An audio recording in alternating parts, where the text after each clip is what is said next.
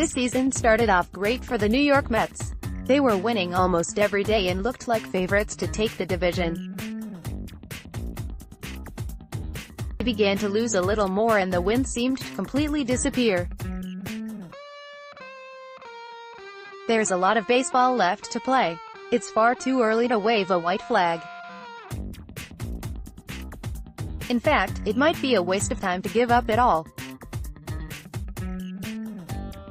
You see, the Mets don't really have the pieces to ever become sellers in 2018. Their pending free agents aren't too desirable. Those with a few years of control left are either overpaid, too cheap to trade, or only worth a single-A mid-level prospect. The Mets don't need more of those. As exciting as it would be to write about who the Mets can acquire at the trade deadline, I've accepted the fact that they could do nothing at all. Something I'm unwilling to welcome is the idea that they actually sell.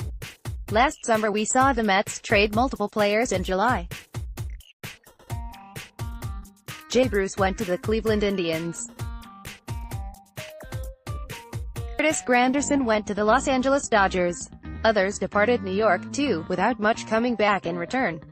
This season won't yield much better results. Unless the Mets do something crazy like trade Jacob deGrom, we're looking at this franchise acquiring prospects outside of the top 100 lists. Or from Rising Apple. All of this considered, the Mets have to stay buyers. If post-All-Star game the Mets are below .500 and a playoff spot looks out of their reach, I'm okay with them staying put. One promotion from a future star to the big leagues or a hot streak from the established veterans can change their fortunes completely. In 2015, we saw how the acquisition of Yoenis Cespedes completely lifted their spirits and launched them into the World Series. I wouldn't expect this Mets team to make such an impactful move as they did back then. The Mets don't have the prospects or payroll space to make such a move.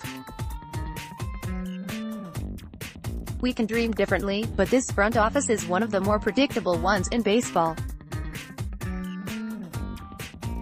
With rare exceptions, they go after easy targets in free agency and don't make the moves necessary to win. Even if the Mets concede the season is lost, I would like to see them focus on building the 2019 team.